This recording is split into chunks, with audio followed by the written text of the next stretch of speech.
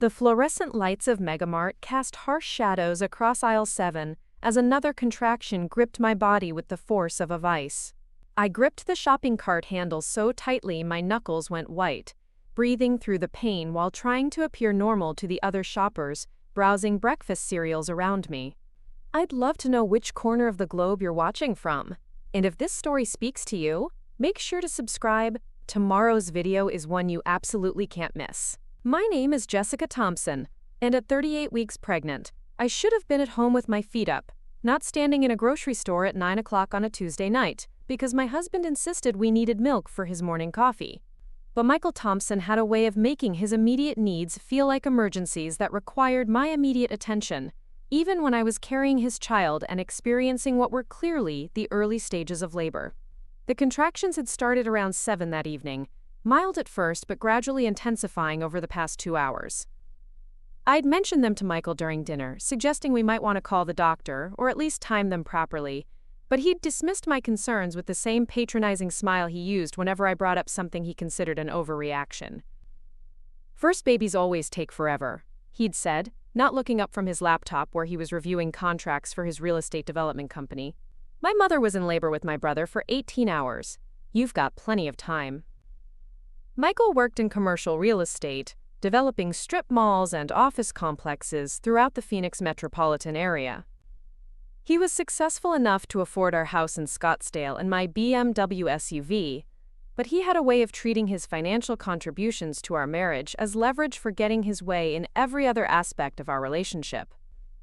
When he'd announced at 8:30 that we were out of milk and he needed it for his breakfast meeting tomorrow, I'd suggested he could stop at the convenience store on his way to work in the morning. That's when his expression had shifted to the cold disapproval I'd learned to recognize and fear. "Jessica, I have a 7 a.m. meeting with potential investors from California. I can't show up late because I had to stop for groceries. Besides, you're not doing anything important tonight." Not doing anything important. Just growing his child and experiencing increasingly painful contractions, but apparently those didn't qualify as important activities in Michael's worldview. So here I was, 38 weeks pregnant and in active labor, pushing a shopping cart through Megamart while Michael sat in his car in the parking lot, making phone calls and checking emails.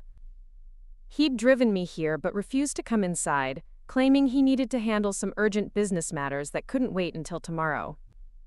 Another contraction hit, stronger than the previous ones, and I had to grip the cart handle and breathe deeply until it passed. A woman with 2 small children looked at me with concern. "Honey, are you all right?" she asked, her voice kind but worried. "You look like you might be in labor." "I'm fine," I managed, though clearly I wasn't fine at all. "Just some practice contractions." The lie came easily because I'd been making excuses for Michael's behavior for so long that deflecting concern had become second nature. But as I pushed the cart toward the dairy section, I couldn't ignore the fact that the contractions were coming more frequently now, maybe every 5 or 6 minutes, and they were definitely getting stronger. I grabbed a gallon of milk and started toward the checkout lanes, hoping Michael would at least be patient enough to get me home quickly. But as I reached the front of the store, I saw him through the glass doors, pacing back and forth in the parking lot with his phone pressed to his ear, gesturing animatedly as he spoke. The checkout line moved slowly, and I found myself gripping the cart handle through another contraction that was strong enough to make me gasp audibly. The teenage cashier looked at me with alarm. "Ma'am, are you okay? Do you need me to call someone?" "I'm fine," I said automatically, though sweat was beginning to bead on my forehead despite the store's air conditioning. "My husband is waiting outside." As if on cue, Michael appeared at the customer service counter, but not to check on me. He was arguing with the store manager about something, his voice raised loud enough to carry across the checkout area. "This is completely unacceptable," he was saying. "I've been a customer here for years, and now you're telling me you can't accommodate a simple request?" I couldn't hear the manager's response, but I could see Michael's face reddening with frustration. Whatever crisis he was dealing with apparently took priority over the fact that his wife was quite clearly in labor and needed to get to a hospital. Another contraction hit just as I was paying for the milk, and this one was strong enough to make me double over slightly. The cashier's eyes went wide. "Ma'am, I really think you should sit down or call for help. You look like you're about to have that baby." I'm fine, I repeated, but my voice was strained and I was having trouble catching my breath. Really, it's just false labor. But it wasn't false labor, and we both knew it. The contractions were coming every 4 minutes now, lasting longer and hitting harder. I needed to get to the hospital, and I needed to get there soon. I grabbed the milk and headed toward the exit, planning to interrupt Michael's argument with the store manager and insist that we leave immediately. But as I approached the customer service counter, I heard what he was arguing about, and my blood ran cold. "Look, I understand your policy," Michael was saying to the increasingly uncomfortable manager, "but I need you to cash this check tonight. It's only for $50,000, and I bank here regularly. $50,000. I knew exactly what check he was talking about because I'd seen him working on the paperwork for days. It was a deposit from investors for his latest development project. Money that was supposed to go directly into the business account to fund construction costs. But Michael was trying to cash it personally, at 9 o'clock at night, while his wife was in labor. "Sir, I understand your urgency," the manager was saying, "but we simply cannot cash personal checks of that amount after business hours. You'll need to come back tomorrow during regular banking hours." "Tomorrow won't work," Michael snapped. "I have obligations tonight that require immediate payment." Obligations. I felt another contraction building and realized with growing horror what was happening. Michael wasn't just prioritizing business over my medical emergency. He was prioritizing some kind of personal financial crisis that required $50,000 in cash tonight. "Michael," I called out, my voice tight with pain and growing panic. "We need to go. Now." He glanced over at me with irritation, as if I were interrupting something important. "Jessica, I'm handling something here. Just wait in the car." "I can't wait in the car. I'm in labor. Real labor. We need to get to the hospital right now." The manager looked between us with growing alarm, clearly recognizing a domestic crisis that was escalating beyond anything his customer service training had prepared him for. "Sir," the manager said carefully, "perhaps you should take care of your wife first. This check issue can certainly wait until tomorrow." Michael's face flushed with anger. "Don't tell me how to prioritize my responsibilities. My wife is fine. She's been complaining about false contractions for weeks." That was a lie. I'd mentioned contractions exactly once before tonight, 3 days ago, and they'd stopped after an hour. But Michael had a way of rewriting history to support whatever narrative served his immediate needs. Another contraction hit, stronger than any of the previous ones, and I couldn't suppress a small cry of pain. Several other customers were starting to stare, and I could see the concern on their faces as they realized what was happening. "Michael, please," I said when the contraction passed. "Something's wrong. These aren't practice contractions. We need to go to the hospital right now." "Jessica, you're being dramatic." His voice carried the condescending tone he used whenever he thought I was overreacting to something. "First babies take hours. You have plenty of time." "How would you know?" The words came out sharper than I'd intended, fueled by pain and growing frustration. "You've never had a baby." "I have, and I'm telling you something is wrong." That got his attention, but not in the way I'd hoped. Michael's expression shifted to cold anger, the look he got when I challenged his authority in public. "Don't embarrass me," he said quietly, stepping closer so only I could hear. "We'll leave when I'm finished here. When you're finished trying to cash a $50,000 check at a grocery store?" The words came out louder than I'd intended, carrying across the customer service area. What kind of obligation requires that much cash at 9 o'clock at night? Michael's face went white, then red, as he realized I'd overheard his conversation with the manager. Several other customers had stopped to watch what was clearly becoming a public argument, and I could see the embarrassment and fury warring in his expression. "That's none of your business," he said through gritted teeth. "That's business money for business purposes." "Business purposes like what? Paying off gambling debts? Covering up some kind of fraud? What kind of legitimate business requires $50,000 in cash at night?" I don't know where the accusations came from, but something about Michael's desperation to cash that check, combined with his complete disregard for my medical emergency, was triggering alarm bells I'd been ignoring for months. "You don't know what you're talking about," Michael said, but his voice lacked conviction. "And you're making a scene." A lot of love and effort went into bringing this story to life. If you're enjoying it, we'd be so grateful if you'd subscribe to our channel. Now back to where we left off. Another contraction hit, this one lasting nearly a minute and painful enough to make me gasp and grip the customer service counter for support. When it passed, I looked up to find the store manager, Michael, and several customers staring at me with various expressions of concern and alarm. "Ma'am," the manager said gently, "I really think we should call an ambulance. You need medical attention." "No," Michael said quickly, grabbing my arm. "No ambulance. We'll drive to the hospital ourselves." But instead of heading toward the exit, he turned back to the manager. "Look, I really need you to make an exception here. This is a legitimate business check, and I have identification." I stared at him in disbelief. Even now, with his wife clearly in active labor and needing immediate medical care, he was still trying to cash that check. Whatever financial crisis he was dealing with was apparently more urgent than my medical emergency.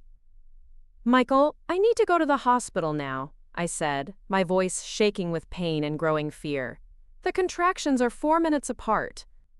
"Then call yourself a taxi," he said without looking at me, still focused on the manager. "I'm not leaving until this gets resolved." The words hit me like a physical blow. My husband, the father of the child I was about to deliver, had just told me to take a taxi to the hospital while I was in active labor. In front of a store full of witnesses, he'd made it clear that whatever financial crisis he was dealing with took priority over my safety and the safety of our unborn child. "You want me to take a taxi to the hospital while I'm in labor?" I repeated, my voice loud enough for everyone in the area to hear. "If you can't wait 20 minutes for me to handle this," Michael replied coldly, "then yes, take a taxi." The manager looked horrified. Several customers were shaking their heads in disbelief. A woman with a small child approached us. "Honey, I'll drive you to the hospital," she offered kindly. "You shouldn't be alone right now." "She's not alone," Michael snapped. "She's being dramatic. This is what happens with first pregnancies. Women panic over every little thing." "Little thing?" I felt another contraction building and braced myself against the counter. "Your child is about to be born, and you're calling it a little thing?" "My child will be fine," Michael said dismissively. "Women have been having babies for thousands of years without all this drama." That's when I realized that Michael wasn't just prioritizing money over my medical emergency. He was actively minimizing and dismissing what was clearly a serious situation. For whatever reason, he needed that $50,000 more than he needed to ensure the safe delivery of his child. "Fine," I said when the contraction passed, my voice steadier than I felt. "I'll handle this myself." I started toward the exit, planning to take the kind woman up on her offer to drive me to the hospital, but Michael grabbed my arm. "Where are you going?" "To have your baby," I said, pulling away from his grip, "since you're obviously too busy to be involved." "Don't be ridiculous, Jessica. Just wait 15 more minutes." "I don't have 15 more minutes." I could feel another contraction starting and knew this one was going to be worse than the others. "This baby is coming now." "No, it's not. You're just—" His words were cut off by my sharp cry as the strongest contraction yet gripped my body. This one lasted over a minute and was accompanied by a sensation I recognized from my pregnancy books: pressure that meant the baby was moving into position for delivery. When the contraction passed, I looked at Michael with a clarity I hadn't felt in months. My husband was willing to let me deliver our child in a grocery store rather than interrupt his financial crisis. That told me everything I needed to know about his priorities and his character. "I'm leaving," I said simply. "With or without you. Jessica, don't make this harder than it needs to be. Just wait while I finish this, and then we'll go to the hospital." But I was already walking toward the exit, accepting the arm offered by the concerned woman who'd volunteered to drive me. As we reached the automatic doors, I heard Michael behind us. "Jessica, come back here. You're being completely unreasonable." I didn't turn around. For the first time in our marriage, I was putting my own needs and the needs of my child ahead of Michael's demands, and it felt both terrifying and liberating. As we stepped into the parking lot, the woman, whose name was Carol, was already pulling out her phone. "I'm calling 911, she said. "You need an ambulance, not a car ride." "Thank you," I managed, feeling another contraction starting. "I don't know what I would have done." "You would have figured it out," Carol said firmly. Women are stronger than people give us credit for. Through the store windows, I could see Michael still arguing with the manager, apparently more concerned with his $50,000 emergency than the fact that his wife had just left to deliver their child without him. But as Carol spoke to the 911 dispatcher and I felt the next contraction building, I found myself thinking not about Michael's betrayal, but about what Carol had said. Women are stronger than people give us credit for. For years, Michael had convinced me that I needed him to handle anything important or challenging. Tonight, I was about to discover exactly how strong I could be when I had no choice but to depend on myself. The ambulance arrived within minutes, followed by what appeared to be the most advanced medical helicopter I'd ever seen. As the paramedics helped me onto a gurney, I caught a glimpse of the pilot through the aircraft's windows. A woman in a crisp uniform who moved with the kind of professional competence that suggested this wasn't her first emergency medical transport. "Mrs. Thompson?" One of the paramedics was checking my vital signs while asking questions. "How far apart are your contractions?" 3 minutes, I gasped as another one hit. "Maybe less." "Okay, we're gonna take good care of you. Is your husband coming with us?"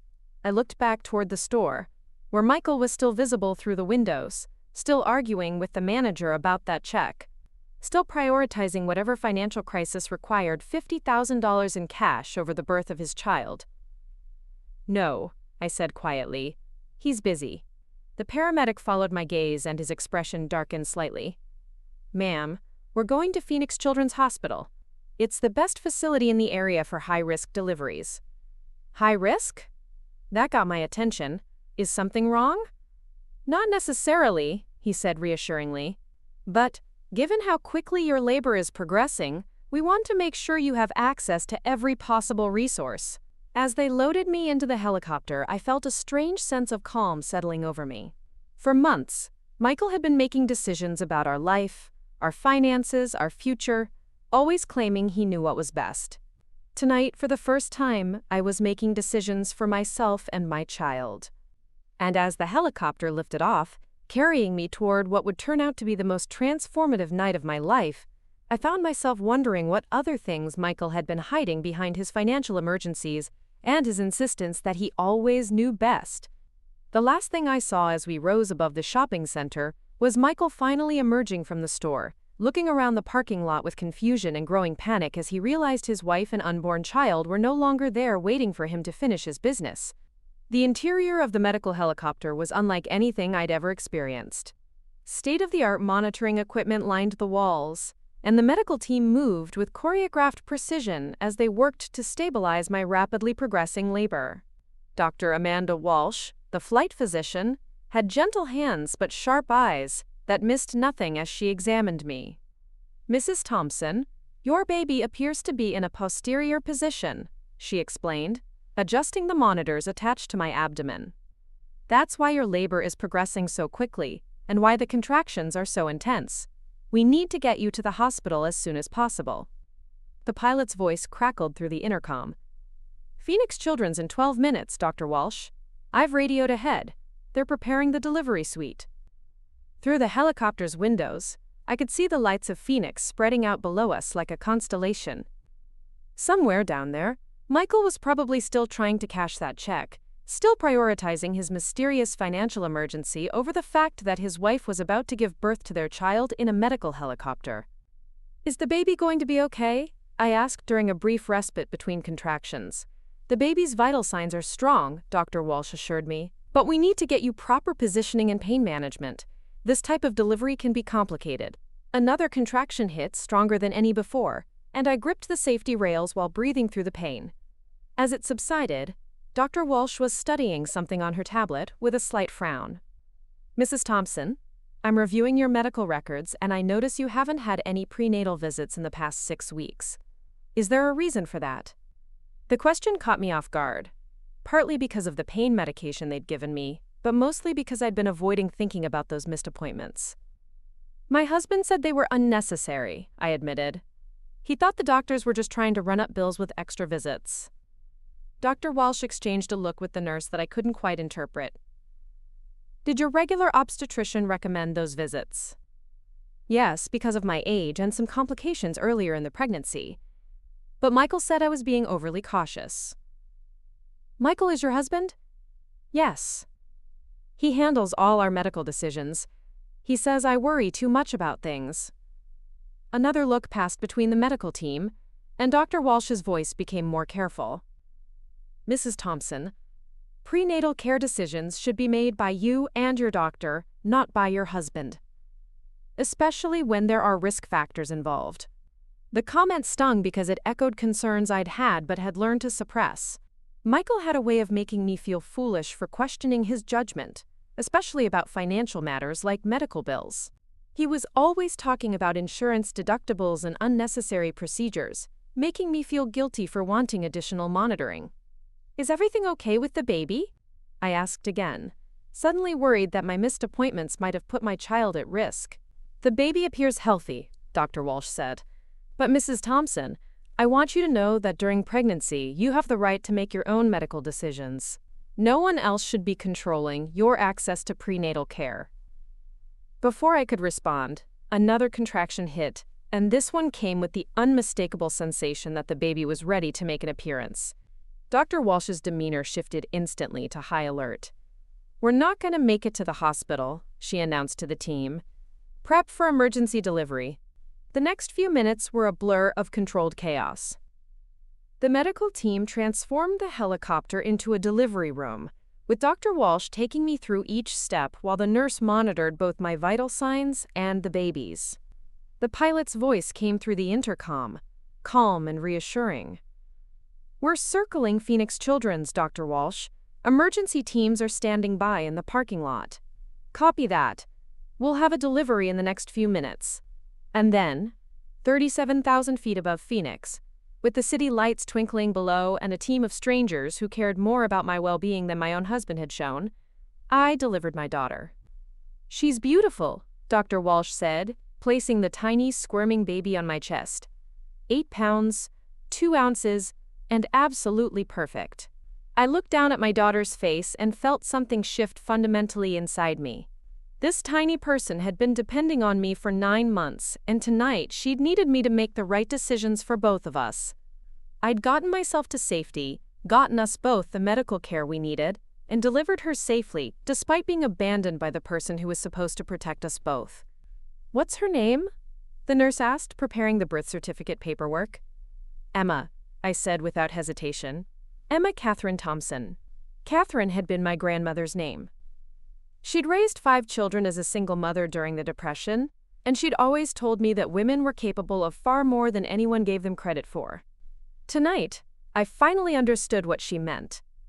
The helicopter touched down in the hospital parking lot, where a full medical team was waiting to transfer us inside. As they wheeled me toward the NICU for Emma's newborn evaluation, I caught sight of my reflection in a window and barely recognized the woman looking back at me. 3 hours ago, I'd been a dependent wife who needed permission to make medical decisions. Now I was a mother who delivered her own child in a helicopter and felt stronger than she ever had in her life. Mrs. Thompson? A woman in scrubs approached my gurney. I'm Dr. Jennifer Martinez, Chief of Obstetrics. How are you feeling? Surprisingly good, I said honestly. Exhausted, but good. You did an amazing job tonight. Emergency deliveries in aircraft are incredibly challenging, but you handled it like a champion. As they settled me into a private recovery room, Dr. Martinez reviewed Emma's initial evaluation. Your daughter is healthy and strong. No complications from the unusual delivery circumstances. When can I see her? The NICU team is just completing their standard newborn protocols. You'll be reunited within the hour. That's when it hit me that I should probably call Michael and let him know he had a daughter. The thought felt strange, almost like an afterthought, when it should have been the most important call of my life.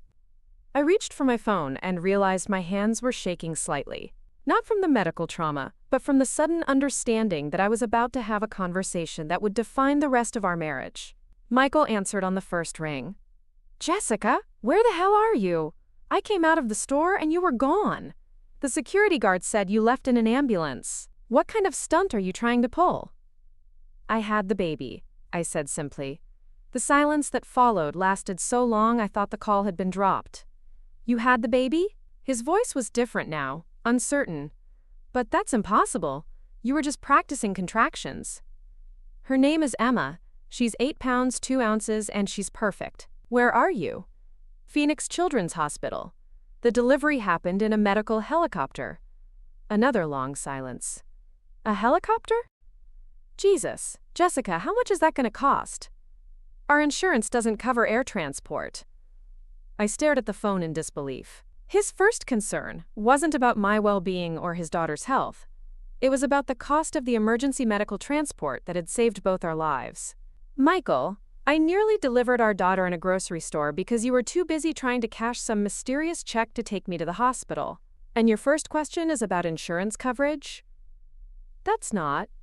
"Look, that business with the check was important. It was time-sensitive. More time-sensitive than the birth of your child? You don't understand the kind of pressure I'm under right now. There are financial obligations." "What kind of financial obligations require $50,000 in cash at 9 o'clock at night?" The silence that followed was different from the others. This one felt heavy with secrets. "That's complicated," Michael said finally. "Business stuff you wouldn't understand." "Try me." "Jessica, you just had a baby. This isn't the time to get into complex financial matters."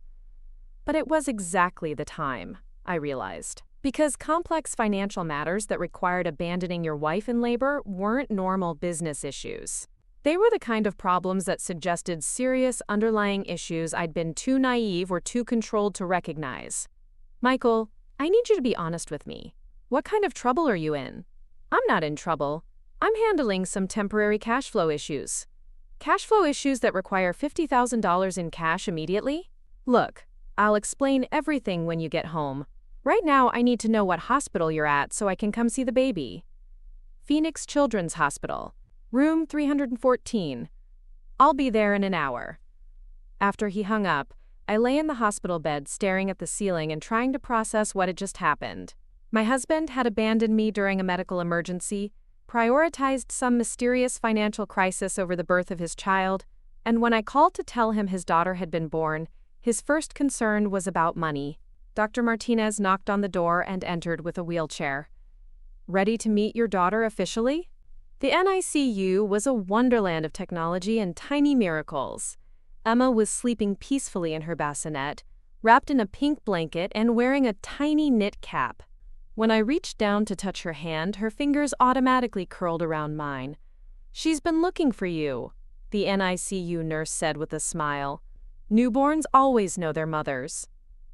As I held Emma for the first time in a proper setting, I found myself making promises to her. I promised she would never have to beg for medical care. I promised she would never be abandoned during an emergency. I promised she would grow up knowing that her needs mattered, that her safety was always the priority. "Mrs. Thompson?" A young man in a suit approached us in the NICU. "I'm sorry to bother you, but I'm James Harrison from the hospital's Financial Services Department. I wanted to discuss your insurance coverage and payment options for tonight's emergency services." My heart sank. This was exactly what Michael had been worried about: the cost of the helicopter, the emergency delivery, the NICU evaluation. We probably owed thousands of dollars we didn't have. "How much?" I asked, bracing myself for the answer. James consulted his tablet. "Well, that's what I wanted to discuss with you. Your insurance shows some unusual coverage. It appears you have a premium medical policy that covers 100% of emergency transport and delivery costs." I stared at him in confusion. "That's impossible. Michael handles our insurance, and he's always talking about high deductibles and limited coverage. According to our records, you're covered under a policy held by Thompson Holdings, LLC. It's an executive-level plan that covers all emergency medical services with no copays or deductibles. Thompson Holdings, LLC. I'd never heard of that company, but it apparently had my name on an executive medical insurance policy. "Could you print me a copy of that insurance information?" I asked, my mind racing. "Of course. Is there a problem?" "I'm not sure yet." 20 minutes later, I was back in my room studying the insurance documents James had provided. Thomson Holdings LLC was listed as a real estate development company with assets in excess of $50 million. The policy was in my name as a corporate officer, which meant Michael had been telling his insurance company that I was an executive in a multi-million-dollar business. But he'd been telling me for years that money was tight, that we couldn't afford extra medical visits, that every expense had to be carefully considered because his real estate business was struggling. Either the insurance information was wrong, or Michael had been lying to me about our financial situation for our entire marriage. My phone buzzed with a text message from a number I didn't recognize. "This is Dr. Walsh from the helicopter. I wanted to check on you and Emma. How are you both doing?" I typed back, "We're both fine. Thank you for everything tonight. You saved our lives." You saved your own lives by making the right decisions when it mattered. I wanted you to know that in 15 years of emergency medicine, I've rarely seen someone handle a crisis with such clarity and strength. The message made me smile, but it also made me think. Dr. Walsh was right. I had made the right decisions tonight. When Michael prioritized his financial crisis over my medical emergency, I'd chosen to seek help elsewhere. When he dismissed my concerns about the severity of my labor, I'd trusted my own instincts instead. For years, Michael had convinced me that I wasn't capable of making important decisions without his guidance. Tonight, I'd made the most important decisions of my life, decisions that had literally saved both my daughter's life and mine. Michael arrived an hour later, carrying flowers and wearing the apologetic expression he used when he knew he'd crossed a line. He looked tired and stressed, with dark circles under his eyes that suggested his mysterious financial crisis hadn't been resolved. "Jessica, I'm so sorry about tonight," he said, approaching my bed cautiously. "I had no idea you were really in labor. I thought you were just anxious about the pregnancy. I told you the contractions were getting stronger. I know, I should have listened. But you have to understand, I was dealing with a genuine emergency. There are people depending on me, and if I don't handle this situation correctly, it could destroy everything we've worked for." "What people? What situation?" Michael sat down heavily in the chair beside my bed. "It's complicated business stuff. Some investors got nervous about a project timeline, and they wanted their money back immediately. If I can't pay them by tomorrow, they're threatening to sue the company." "How much money?" $200,000. I felt my blood run cold. "Michael, you were trying to cash a $50,000 check tonight. Where were you planning to get the other $150,000? His expression shifted uncomfortably. "I was working on that." "Working on it? How?" "Look, it's handled now. I managed to negotiate an extension. We don't need to worry about it anymore." But I was worrying about it, because none of his stories made sense. If he'd managed to negotiate an extension, why did he still look so stressed? And why was he being so vague about the details? "Michael, I need to ask you something, and I need you to be completely honest with me." "Of course.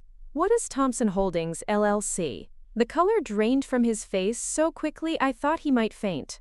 For several seconds, he just stared at me without speaking. "Where did you hear that name?" "The hospital billing department.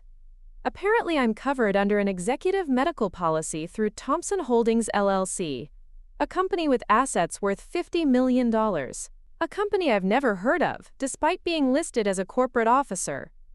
Michael's hands were shaking slightly as he reached for a cup of water from my bedside table. "Jessica, I can explain that." "I'm listening." Thomson Holdings it's a holding company for the real estate business. I set it up for tax purposes and asset protection. The insurance policy was just a smart financial move. If Thomson Holdings has $50 million in assets, why have you been telling me for years that money is tight? Why couldn't we afford extra prenatal visits? Why do I drive a 6-year-old car while you claim we can't afford a newer one? Because most of those assets are tied up in development projects. They're not liquid. "Michael, I delivered our daughter in a helicopter tonight because you abandoned me at a grocery store to try to cash a $50,000 check. And now I find out that you've been hiding millions of dollars in assets while making me feel guilty for wanting basic medical care. What else haven't you told me?" He was quiet for a long moment, clearly calculating how much truth he could reveal without destroying whatever control he still had over the situation. The business is more complicated than I've explained, he said finally. There are things I handle that I didn't want you to worry about. Things like what? Like the fact that some of our investors aren't exactly traditional business partners. The words hung in the air between us, loaded with implications I wasn't sure I wanted to understand.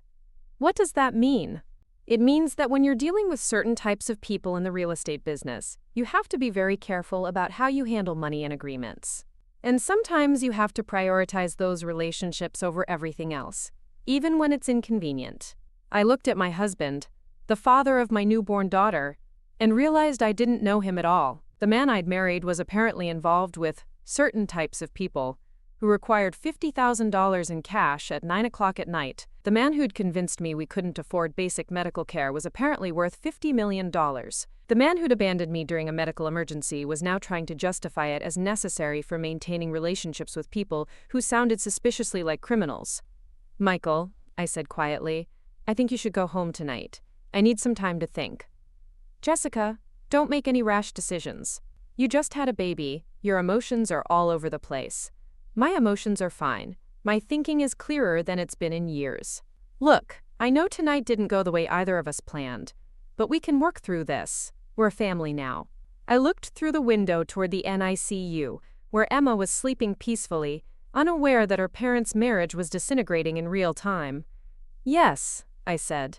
We are a family, and that's exactly why I need to make sure my daughter grows up safe. The next morning brought sunshine streaming through my hospital room window, and a clarity of purpose I hadn't felt in years. Emma was sleeping peacefully in my arms after her first successful feeding, and I was using the quiet moments to conduct some overdue research on my phone. Dr. Martinez had cleared us both for discharge that afternoon, which meant I had a few hours to investigate the mystery of Thompson Holdings LLC before returning home to face whatever truth Michael had been hiding from me. My first search revealed that Thompson Holdings was indeed a real estate development company, but the scope of its operations was staggering. The company had been involved in major commercial developments throughout Arizona, Nevada, and California over the past 8 years. Projects worth hundreds of millions of dollars, all apparently managed by my husband, while he convinced me we were living paycheck to paycheck. The corporate filings were public record, and according to the documents, I was listed as Vice President and Secretary of Thompson Holdings, positions that apparently came with executive compensation packages I'd never seen. The company had been paying me a salary of $120,000 per year for the past 6 years, money that had apparently been deposited into accounts I didn't know existed. My phone rang, interrupting my research. The caller ID showed Dr. Walsh from the helicopter. Mrs. Thompson, I hope I'm not calling too early. I wanted to check on you and Emma one more time before I go off duty. We're both doing well, thank you. Dr. Martinez says we can go home this afternoon. That's wonderful news. Mrs. Thompson, I hope you don't mind me asking, but is your husband planning to be more involved now? Last night seemed like a very difficult situation. The question was carefully phrased, but I could hear the concern beneath it. Dr. Walsh had witnessed Michael's absence during a medical emergency, and as a healthcare professional, she'd probably seen the warning signs of domestic control issues. I'm not sure yet, I said honestly. I'm discovering that there are a lot of things about my husband that I didn't know. If you need resources or support, Phoenix Children's has social workers who specialize in helping new mothers navigate complicated family situations. Sometimes having a baby changes the dynamics of a relationship in unexpected ways. Thank you, I might take you up on that. After we hung up, I continued my online investigation, this time focusing on news articles about Thompson Holdings. What I found made my blood run cold. 3 months ago, the Arizona Republic had published an investigative piece about questionable permits and zoning variances granted to several development companies, including Thompson Holdings. The article suggested that certain developers had been making unusual financial arrangements with city officials to fast-track approvals for controversial projects. 2 weeks ago, the Phoenix Business Journal had reported that the FBI was investigating potential corruption in the commercial development sector, with particular attention to companies that had received expedited permits despite community opposition. Yesterday, the same day Michael had tried to cash that $50,000 check, A federal grand jury had issued subpoenas to 6 Phoenix area development companies requesting financial records and correspondence with city officials. Thompson Holdings was the second company on the list. Suddenly, Michael's desperate need for cash and his mysterious obligations made perfect sense. He wasn't dealing with impatient investors. He was dealing with a federal investigation that could expose years of illegal activity. My phone buzzed with a text from Michael. "Coming to pick you up at 2 p.m. We need to talk about some things when we get home." I stared at the message and realized that going home with Michael might not be the safest option for Emma and me. If he was involved in federal crimes, if he'd been hiding millions of dollars while controlling my access to money, if he was capable of abandoning his wife during a medical emergency, then I needed to be very careful about how I handled the next few hours. Instead of responding to Michael's text, I called the hospital's social services department and asked to speak with someone about resources for new mothers in complicated family situations. Lisa Chen, no relation to Rebecca Chen from the story I'd heard online, was a social worker who specialized in domestic situations involving financial control and emotional abuse. She arrived at my room 30 minutes later with a warm smile and a folder full of information. "Dr. Walsh asked me to check on you," Lisa said, settling into the chair beside my bed. She was concerned about some things she observed last night. "What kinds of things?"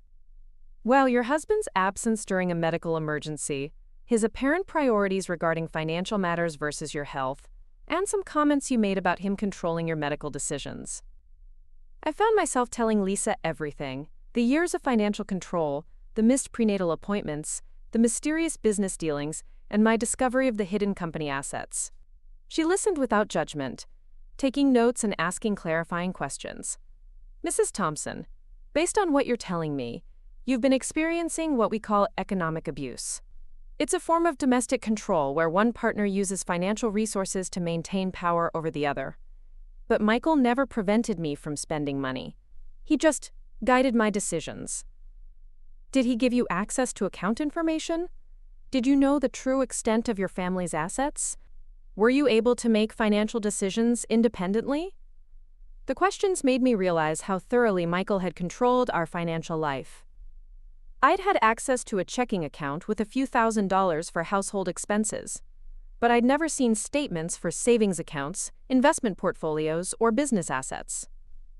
Every major financial decision had been made by Michael, with explanations about why my input wasn't necessary, or why I wouldn't understand the complexities involved. "Lisa, I think my husband might be involved in some kind of federal investigation. I found news articles about his company being subpoenaed by a grand jury." Her expression became more serious. "That changes things significantly. If there's a possibility of criminal activity, you and your daughter might need protection beyond what standard domestic violence resources can provide." "What kind of protection?" "There are federal programs for families who might be affected by criminal investigations, especially if there's a risk of intimidation or financial retaliation. But first, we need to make sure you have immediate safety and access to resources." Lisa helped me set up a new bank account at a different institution, one where Michael had no connections or access. She also connected me with a family law attorney who specialized in cases involving hidden assets and financial crimes. Most importantly, she helped me understand that I had options. I didn't have to go home with Michael and pretend everything was normal. I didn't have to continue living under financial control while he dealt with whatever legal consequences his business activities might bring. "Mrs. Thompson, do you have anywhere you can stay with the baby for a few days while you sort this out?" I thought about my sister in Portland, but 8 hours away felt too far with a newborn. My parents were retired in Florida, equally distant. Michael had systematically discouraged close friendships over the years, always finding reasons why social commitments were inconvenient or inappropriate. "I'm not sure," I admitted. "Michael always said we didn't need a big support network because we had each other." "Another classic isolation tactic," Lisa said. "But Mrs. Thompson, you showed incredible strength and resourcefulness last night.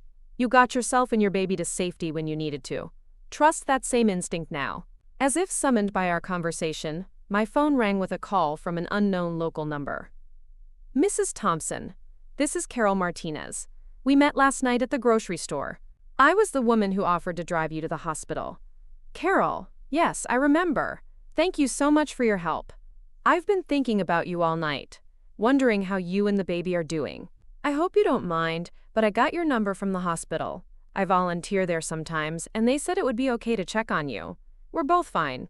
The baby is healthy and beautiful. I'm so glad to hear that.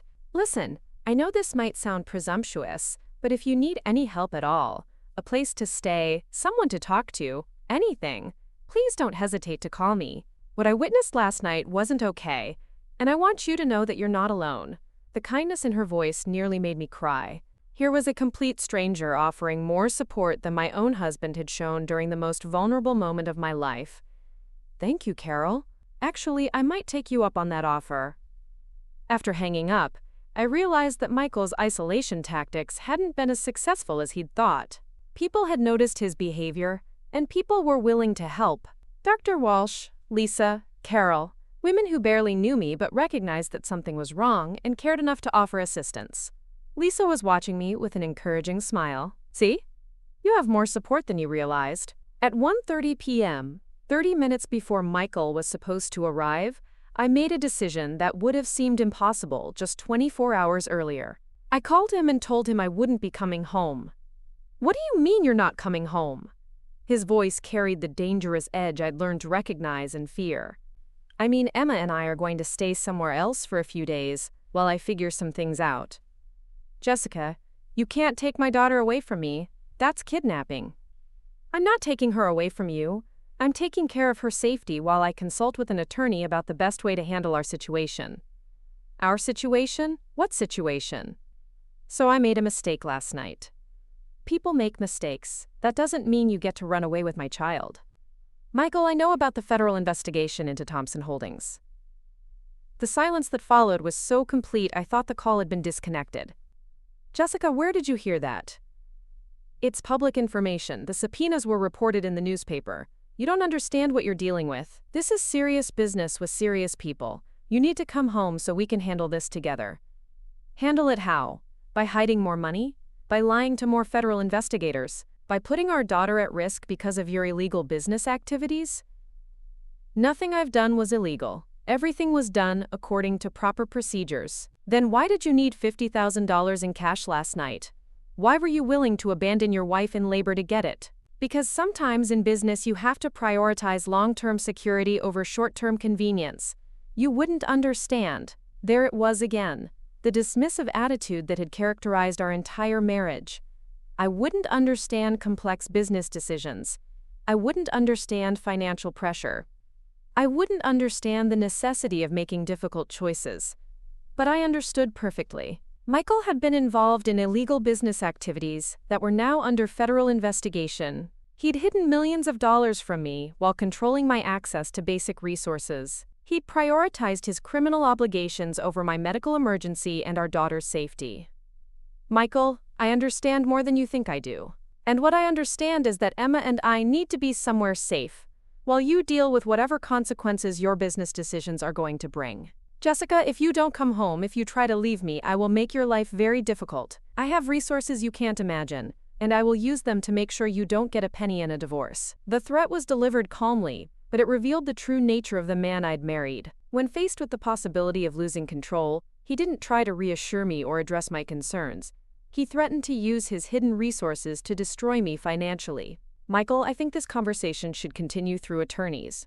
You can't afford an attorney. You don't have any money. Actually, according to Thompson Holdings corporate filings, I've been earning a salary of $120,000 per year for the past 6 years. I think that should cover legal fees. Another long silence. Michael was probably calculating how much of his carefully constructed lies had been exposed by my investigation. Jessica, you're making a serious mistake. Come home and we'll work this out. Don't make me do things I don't want to do. The implicit threat in his words made my decision even clearer. This wasn't a man who was sorry for his mistakes or concerned about his family's well-being. This was someone who was angry about losing control and was prepared to use intimidation to get it back. Goodbye, Michael. I hung up and immediately called Carol Martinez. Carol, I know this is a lot to ask, but would it be possible for Emma and me to stay with you for a few days? Of course, honey. I'll be there in 30 minutes. As I waited for Carol to arrive, I packed the few items the hospital had provided and prepared for what felt like the first independent decision I had made in years. Lisa had given me contact information for a family law attorney who specializes in high-asset divorces involving criminal activity. She'd also connected me with a financial advisor who could help me understand the full scope of assets I was apparently entitled to. Most importantly, she'd helped me understand that being a new mother didn't make me vulnerable. It made me fierce. Emma was depending on me to make the right decisions for both of us, and last night had proven that I was capable of doing exactly that. When Carol arrived, she took one look at Emma and immediately shifted into protective grandmother mode. "Oh, she's absolutely perfect," she said, gently stroking Emma's cheek. "And you look much better than you did last night." "I feel much better. Clearer, somehow." That's what happens when you start making decisions for yourself, instead of letting someone else control your choices. As we left the hospital, I caught sight of Michael's car in the parking lot. He was sitting behind the wheel, talking on his phone with the same intense expression he'd had last night when he was trying to cash that check. Even now, with his wife and newborn daughter leaving him, he was prioritizing whatever crisis required his immediate attention. But for the first time in our marriage, his crisis wasn't my responsibility. Emma and I had our own priorities now, and they didn't include managing Michael's legal problems or enabling his financial crimes. Carol's house was a modest ranch in Tempe, filled with family photos and the kind of comfortable furniture that invited people to relax. She'd prepared a guest room with a crib borrowed from her daughter, and she'd stocked the kitchen with everything I might need for the next few days. "Now," she said once Emma and I were settled, "what's your plan?" For the first time in years, I had a plan that was entirely my own. And it felt absolutely terrifying and absolutely right at the same time. The law offices of Blackwell and Associates occupied 3 floors of a gleaming downtown Phoenix high-rise, and I felt distinctly out of place walking through the marble lobby with Emma in her carrier and a diaper bag slung over my shoulder. But attorney Sarah Blackwell had specifically requested that I bring the baby to our consultation, explaining that judges often needed to see the human impact of financial crimes on families. Sarah was a sharp-eyed woman in her 50s, who'd built her reputation dismantling complex asset-hiding schemes in high-conflict divorces. She'd agreed to see me on short notice after Lisa Chen explained the federal investigation angle and the suspicious circumstances of Emma's birth. "Mrs. Thompson, thank you for coming in," Sarah said, gesturing toward a comfortable seating area in her office. "I've reviewed the preliminary information you provided, and I have to say, this case is more complex than most domestic relations matters." She opened a thick folder filled with documents I didn't recognize. "I took the liberty of conducting some initial research into Thompson Holdings and your husband's business activities. What I found raises serious questions about financial fraud that goes far beyond hiding assets in a divorce." Sarah spread several corporate documents across the coffee table between us. "According to these filings, Thompson Holdings has been operating as 3 separate entities: the main development company, a consulting firm, and a property management subsidiary. You're listed as an officer in all 3 companies. I never signed anything for those positions. That's what makes this interesting. Someone has been forging your signature on corporate documents for years. We're talking about potential identity theft, securities fraud, and conspiracy charges." Emma stirred in her carrier, and I automatically began rocking her gently while trying to process what Sarah was telling me. "Are you saying Michael has been using my identity to commit crimes?"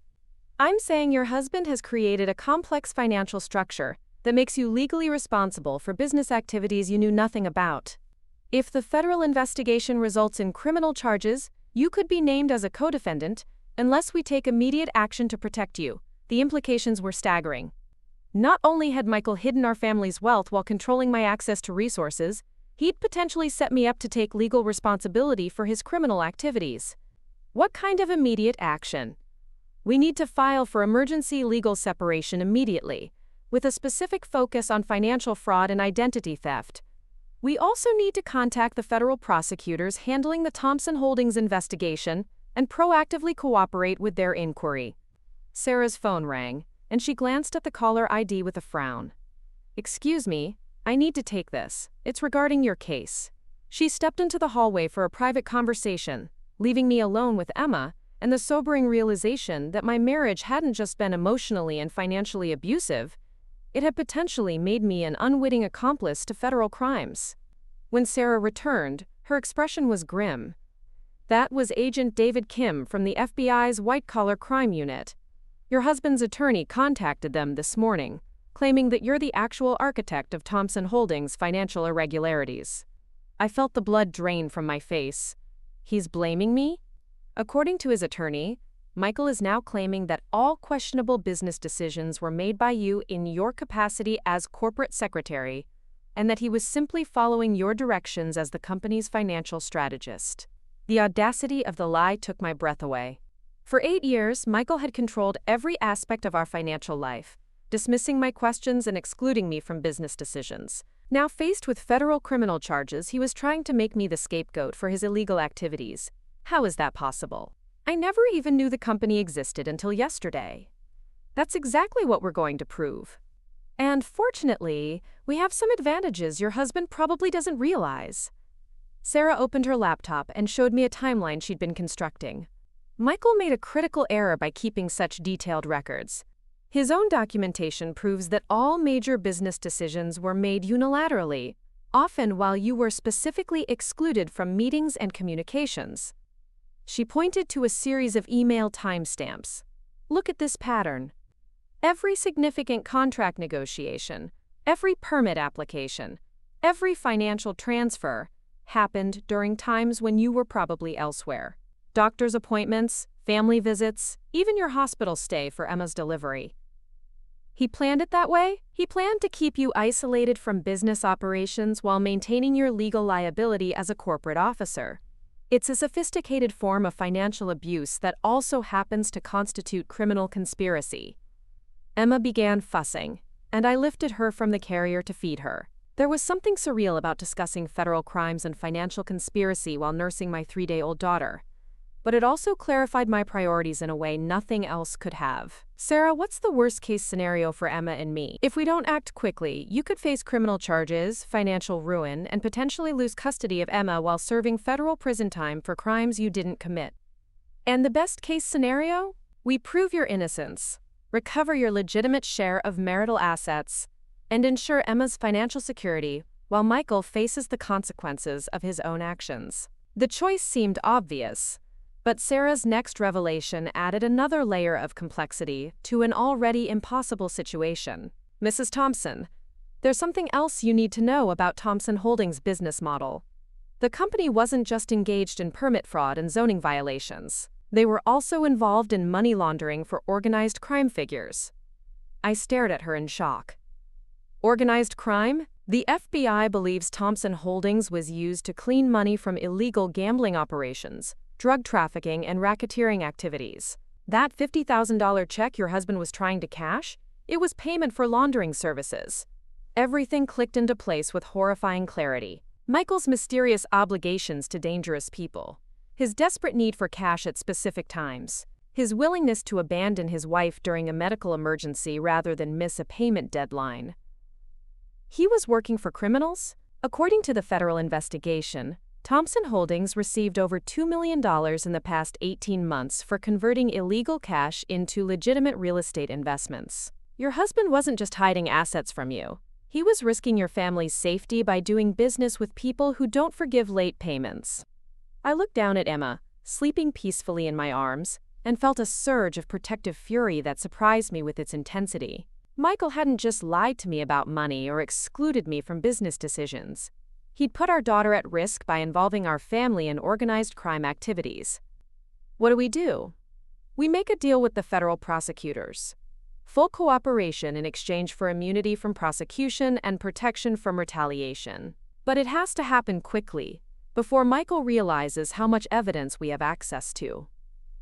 Sarah's assistant knocked on the door and entered with a concerned expression. "Ms. Blackwell, there are 2 men in the lobby asking to speak with Mrs. Thompson. They say they're associates of her husband." Through the office windows, I could see a black sedan parked outside the building with 2 more men sitting inside. The implications were clear.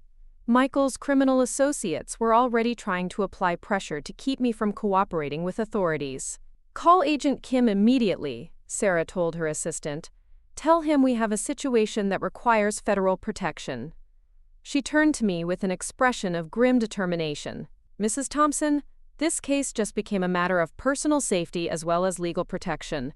Are you prepared for what that means?" I looked at Emma, still sleeping peacefully despite the chaos surrounding her birth and her first few days of life. 3 days ago, I'd been a controlling wife who couldn't make medical decisions without her husband's permission. Now, I was apparently the key witness in a federal organized crime investigation. Naz. What does it mean? It means you and Emma might need to enter witness protection until the investigation is complete. It means giving up your old life entirely to build a new one somewhere Michael and his associates can't find you. The prospect of disappearing completely, of raising Emma in hiding from her own father, should have been terrifying. Instead, I felt a strange sense of relief. For years, Michael had convinced me that I couldn't survive without his guidance and support. The idea of starting over completely, with just Emma and my own resources, felt like freedom rather than exile. How long would we be in protection? Potentially years. Federal organized crime cases move slowly, and if Michael's associates are as dangerous as they appear to be, you might need ongoing protection even after the trials end. Emma opened her eyes and looked directly at me, as if she were trying to communicate something important. In that moment, I realized that every decision I made from this point forward would be about the kind of life I wanted her to have. Did I want her to grow up in the shadow of her father's criminal activities, constantly looking over our shoulders and wondering when the next threat might arrive? Or did I want her to grow up free, safe, and surrounded by people who put her well-being above everything else? Sarah, if I cooperate with the federal investigation, if I testify against Michael and his associates, what are the chances they'll actually be convicted? Based on the evidence I've seen, and with your testimony about the financial structure Michael created, I'd say conviction is almost certain. The FBI has been building this case for 2 years. Your inside knowledge of Thompson Holdings operations would provide the final pieces they need. And if I don't cooperate, then you'll likely be charged as an accomplice, Emma will become a ward of the state while you're in federal prison, and Michael will probably negotiate a plea deal that puts all the blame on you as the company's official financial officer. Agent Kim arrived 20 minutes later with a team of federal marshals who escorted the men from the lobby and positioned protective units around the building. He was a soft-spoken man in his 40s who explained the witness protection process with the kind of calm professionalism that suggested he'd handled similar cases before. "Mrs. Thompson, we can have you and your daughter in a safe location within 2 hours," he said. "New identities, financial support, and complete security until the investigation is resolved." "What about my life here? My friends, my family?" "You'll have limited contact with approved individuals under supervised conditions. I won't lie to you, it's a difficult way to live, but it's the only way to guarantee your safety and your daughter's future." I thought about Carol, who'd opened her home to us without question. I thought about Dr. Walsh, who delivered Emma in a helicopter and continued checking on our well-being. I thought about Lisa Chen and Sarah Blackwell, who'd helped me understand my options and legal rights. For the first time in my adult life, I had a network of people who supported my decisions and wanted to help me succeed. Leaving them behind would be painful, but staying meant putting Emma at risk and potentially spending years in federal prison for Michael's crimes. "Agent Kim, if I enter witness protection, what kind of life can I build for my daughter?" "A safe one," he said simply. "A normal one, where she can go to school and make friends and never worry about who her father was or what he did. Isn't that worth any sacrifice?" Emma stirred in my arms and made the soft, cooing sound that always made me smile. She was 3 days old, and already her life had been shaped by her father's criminal activities and her mother's difficult choices. But, unlike me, she would grow up knowing that safety and security were possible, that people could be trusted, and that the adults in her life would always put her well-being first. "Yes," I said quietly, "it's worth any sacrifice." Agent Kim nodded with approval. "Then let's get started. We have a lot of work to do before your husband realizes you're no longer under his control." As the federal marshals prepared to escort us to a secure location, I realized that Michael's abandonment at the grocery store had been the catalyst for the most important decision of my life. He'd thought he was teaching me a lesson about priorities and consequences. Instead, he'd freed me to discover my own strength and make my own choices about the future.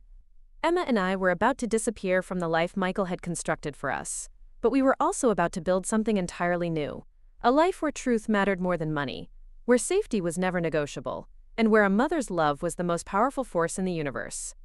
The Federal Safe House was a nondescript ranch home in Flagstaff, Arizona, surrounded by pine trees and the kind of quiet that made Emma sleep peacefully for hours at a time. Agent Kim had explained that most witnesses found the isolation difficult, but for me, the silence felt like freedom. For the first time in 8 years, I could make decisions without wondering how Michael would react, or what consequences my choices might bring. Deputy Marshal Rebecca Santos was assigned as our primary protection officer, and she had the practical wisdom of someone who'd shepherded dozens of families through the witness protection process. She helped me understand the logistics of our new temporary life, while Agent Kim prepared the case that would ultimately determine our future. The hardest part for most people is the waiting, Rebecca explained as we sat in the safe house kitchen while Emma napped nearby. Federal cases move slowly, and there's a lot of time to think about what you've left behind. I'm not sure I've left anything behind that I want to go back to, I said honestly. That's unusual. Most witnesses struggle with missing their old lives, even when those lives were dangerous or unhealthy. I think I've been grieving my old life for years without realizing it. This feels more like waking up than giving something up. Agent Kim arrived that afternoon with updates on the investigation that would reshape everything I thought I knew about Michael's business activities. The scope of Thompson Holdings' criminal operations was far more extensive than anyone had initially realized. Mrs. Thompson, we need to prepare you for some difficult information, Agent Kim said, settling into the living room with a thick file. The financial records we've recovered paint a picture of systematic criminal activity dating back to the beginning of your marriage. He opened the file to reveal bank statements, wire transfer records, and contracts that documented 8 years of money laundering operations. Thompson Holdings hadn't just been involved in organized crime, it had been specifically created to facilitate it. Your husband established Thompson Holdings 6 months before your wedding, Agent Kim explained. The initial funding came from known associates of the Castellano crime family, and the company's primary function was always money laundering, not legitimate real estate development. The revelation hit me like a physical blow.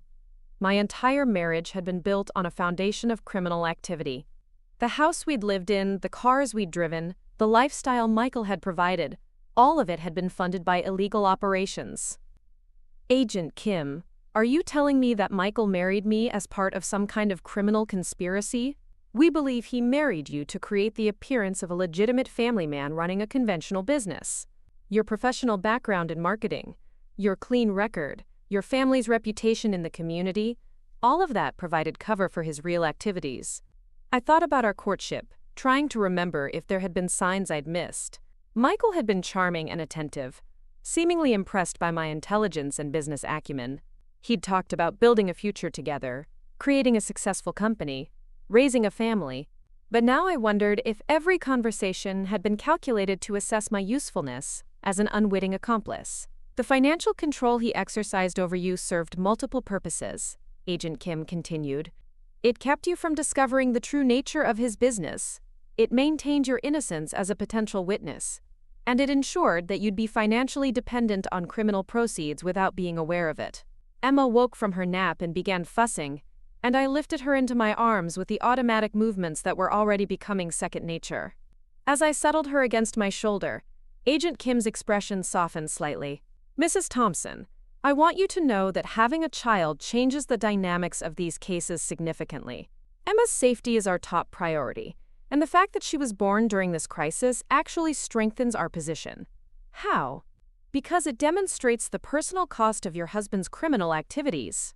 Judges and juries respond strongly to cases where children are put at risk by their parents' illegal actions. Over the next hour, Agent Kim walked me through the evidence they'd compiled against Michael and his associates. Phone recordings of him discussing money laundering operations. Financial records showing millions of dollars in suspicious transactions. Photographs of him meeting with known organized crime figures. But the most damning evidence came from Michael's own business records. Meticulously maintained files that documented every illegal transaction, while carefully excluding any evidence of my involvement or knowledge. Your husband kept separate sets of books, Agent Kim explained.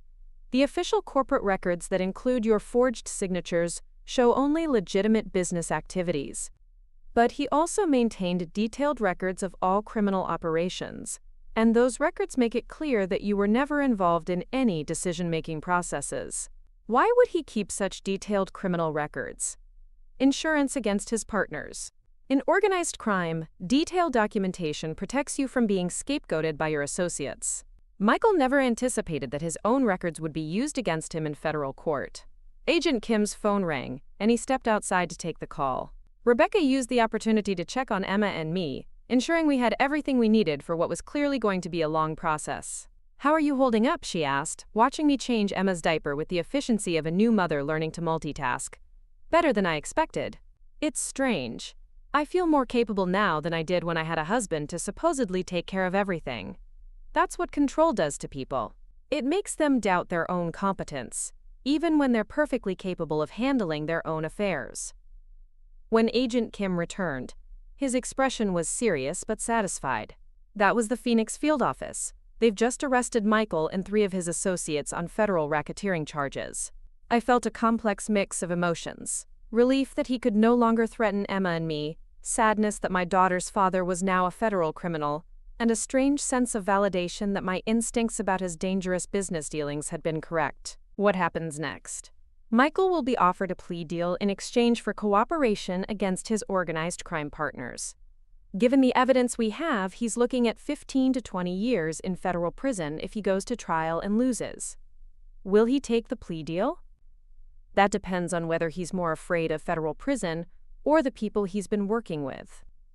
Either way, your testimony will be crucial to ensuring convictions across the entire organization. Agent Kim opened another folder, this one containing photographs and biographical information about the other defendants in the case. As he explained each person's role in the criminal organization, I realized that Michael had been involved with people capable of extreme violence to protect their interests. "Mrs. Thompson, I need you to understand that testifying against these individuals carries significant personal risk. Even in witness protection, there's no guarantee that determined criminals won't eventually locate you. What's the alternative? You and Emma remain in protective custody indefinitely, essentially living in hiding for the rest of your lives without the closure of seeing justice done." I looked at Emma, now sleeping peacefully against my chest, and thought about the kind of woman I wanted her to become. Did I want her to grow up knowing that her mother had chosen safety over justice? Or did I want her to learn that sometimes doing the right thing required courage, even when it came with personal costs? Agent Kim, if I testify and these people are convicted, what kind of protection can you guarantee for Emma and me? New identities, relocation to a different region of the country, financial support to establish new lives, and ongoing monitoring to ensure your continued safety. And if I don't testify, Michael and his associates will likely negotiate reduced sentences in exchange for limited cooperation. They'll be back on the streets in 5 to 10 years, and they'll know that you have information that could still be used against them. The choice was clearer than I'd expected. Testifying was dangerous, but not testifying meant living with the permanent threat of retaliation from people who had no reason to trust my continued silence. "I'll testify," I said, "but I have conditions." "What conditions?" "I want guarantees about Emma's education and future. I want assurances that she'll be able to build a normal life despite her father's criminal history. And I want the federal government to help me recover the legitimate assets that were hidden in Thompson Holdings." Agent Kim smiled for the first time since I'd met him. "Mrs. Thompson, those are exactly the kinds of conditions that make for successful prosecutions. People who testify for personal gain are less credible than people who testify to protect their children and recover what was stolen from them." Over the next 2 weeks, federal agents prepared me for testimony that would dismantle one of Arizona's largest money laundering operations. They taught me how to review financial documents, how to explain complex business structures to a jury, and how to remain calm under aggressive cross-examination. But the most important preparation came from Dr. Emily Rodriguez, a forensic psychologist who specializes in helping abuse victims testify against their perpetrators. "Mrs. Thompson, You need to understand that Michael's defense strategy will focus on portraying you as an accomplice who's now trying to save herself by blaming him, Dr. Rodriguez explained during one of our sessions. How do I counter that? By telling the truth about the control he exercised over your life.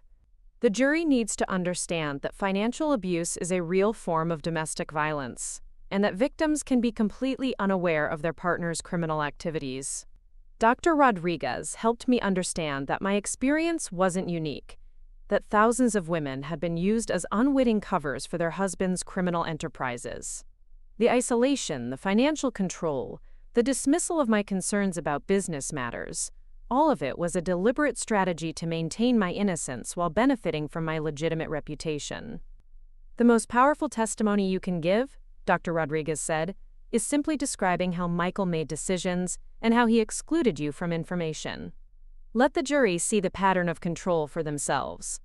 3 weeks after Michael's arrest, Agent Kim arrived at the safe house with news that would determine the trajectory of Emma's entire life. Michael has decided to fight the charges, he said. His attorney is claiming that you were the criminal mastermind and that he was just following your instructions as the corporate secretary. I stared at him in disbelief. Even facing federal prison, Michael was still trying to control the narrative by making me responsible for his crimes. He's really going to try to blame me for everything? His defense strategy is based on the forged corporate documents that show you as an officer in Thompson Holdings. He's claiming that you used your marketing expertise to design the money laundering operations and that he was just the front man following your directions. The audacity of the lie was breathtaking, but it also crystallized my resolve. Michael was willing to send the mother of his infant daughter to federal prison to save himself. Any residual sympathy I might have felt for him evaporated completely. Agent Kim, what do you need from me to destroy that defense strategy? Everything, Mrs. Thompson. Every detail about how Michael controlled your access to information. Every instance of him excluding you from business decisions. Every example of financial abuse. We're going to build a case that shows the jury exactly who was in control of Thompson Holdings. As I began preparing for what would be the most important testimony of my life, I realized that Michael had made the same fatal error in his legal strategy that he'd made throughout our marriage. He'd underestimate my intelligence, my memory, and my determination to protect my daughter.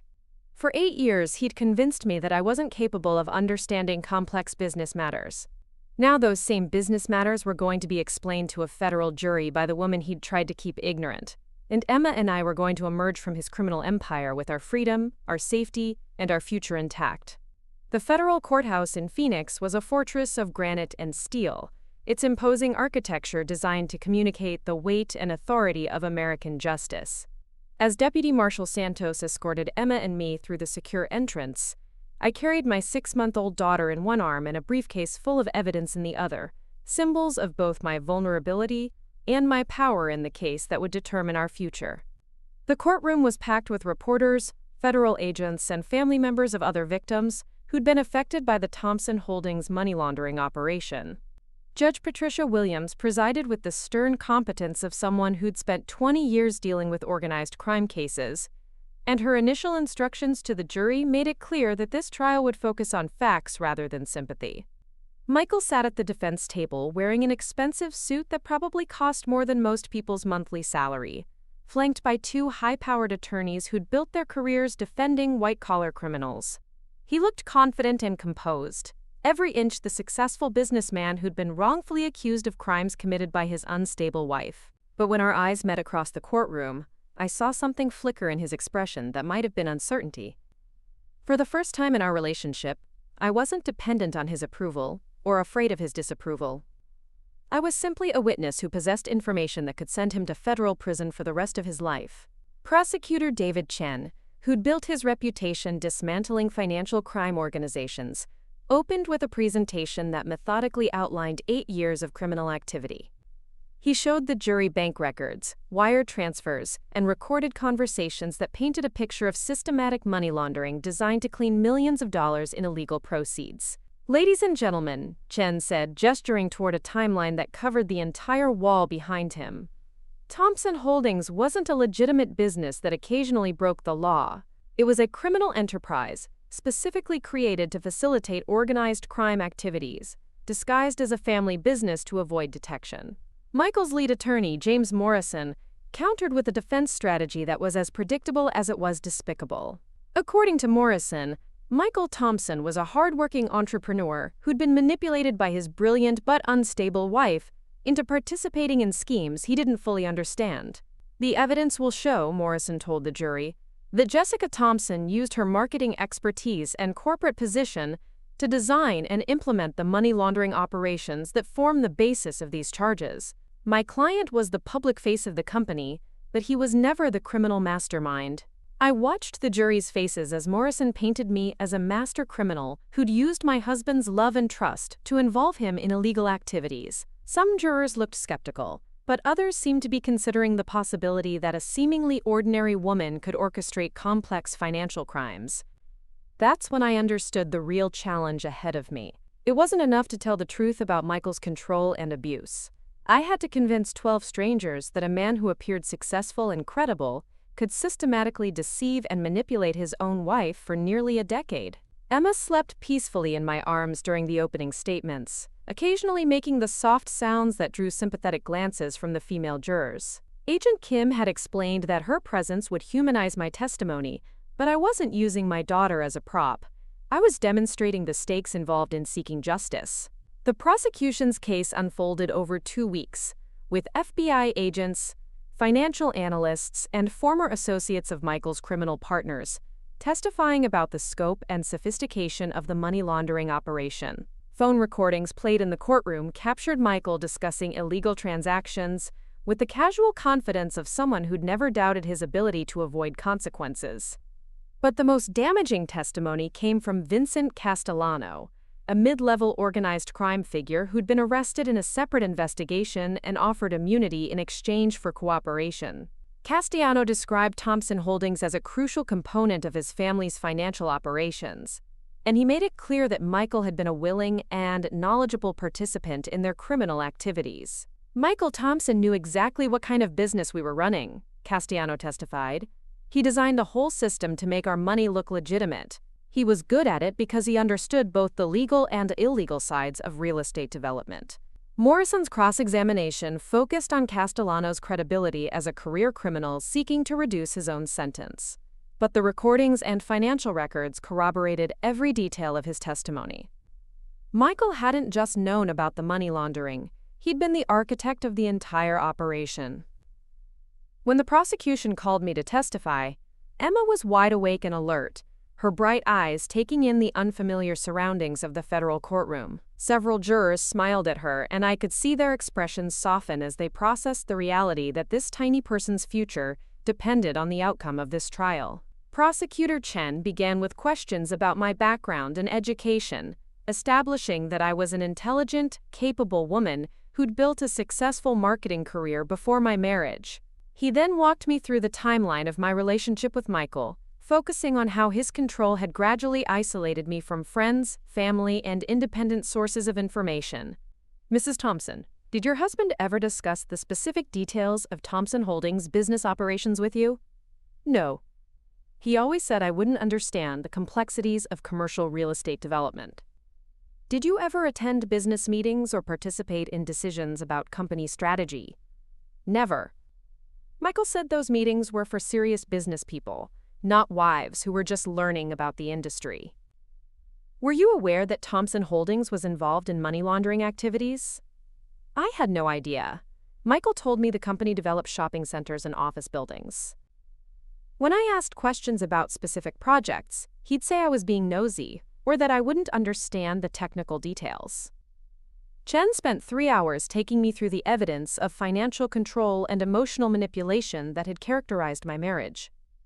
Bank records showing that I'd never had access to major accounts, corporate documents with forged signatures, medical records showing missed prenatal appointments because Michael claimed they were too expensive. But the most powerful moment came when Chen asked me to describe the night Emma was born.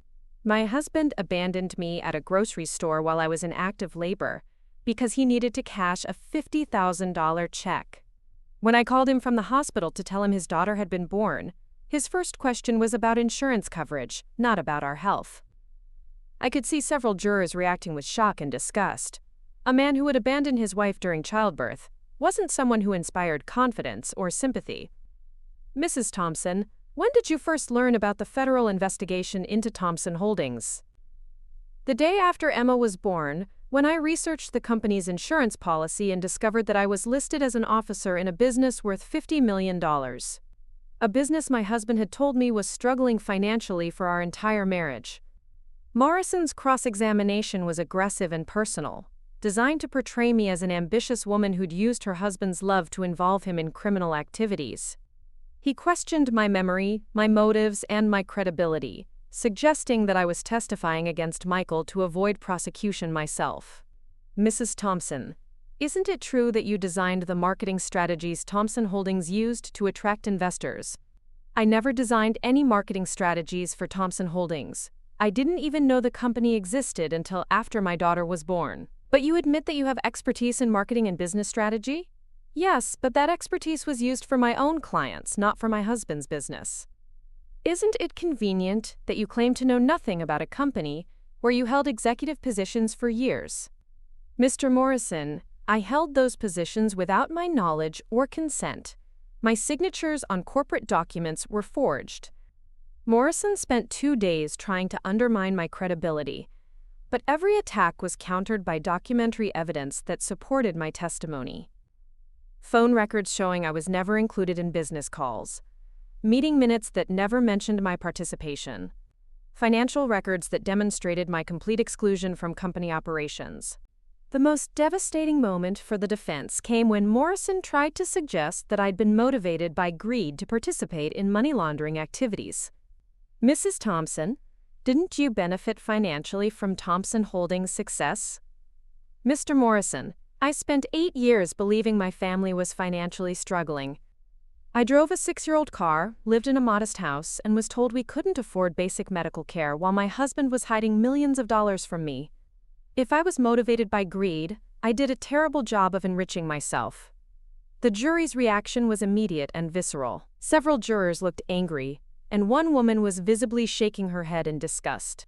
Morrison had inadvertently highlighted the most damaging aspect of Michael's behavior: his willingness to keep his wife in artificial poverty while building wealth through criminal activities. When the prosecution rested its case, Morrison called Michael to testify in his own defense. It was a calculated risk, but Michael's attorneys apparently believed his charm and apparent credibility could overcome the mountain of evidence against him. Michael's testimony was polished and persuasive, portraying himself as a devoted husband and father who'd been manipulated by his brilliant but unstable wife. He claimed that I'd designed the money laundering operations using my marketing expertise, and that he'd gone along with my schemes because he trusted my business judgment. I loved Jessica, Michael testified, his voice breaking slightly with what appeared to be genuine emotion. I wanted to support her career ambitions, even when I had concerns about some of her business strategies. I never imagined that her marketing plans would involve illegal activities. But Chen's cross-examination systematically dismantled Michael's defense, using his own business records to prove that he'd made every significant decision unilaterally. Phone recordings captured him discussing criminal activities without any mention of consulting with me or following my directions. The most damaging moment came when Chen played a recording of Michael bragging to his criminal associates about how effectively he'd kept his wife ignorant of their operations. The beauty of this setup, Michael's voice echoed through the courtroom, is that Jessica has no idea what we're really doing. She thinks we're building shopping centers while we're actually cleaning $30 million in dirty money. As long as I keep her focused on baby stuff and house stuff, she'll never ask the right questions. The jury's reaction was immediate and decisive.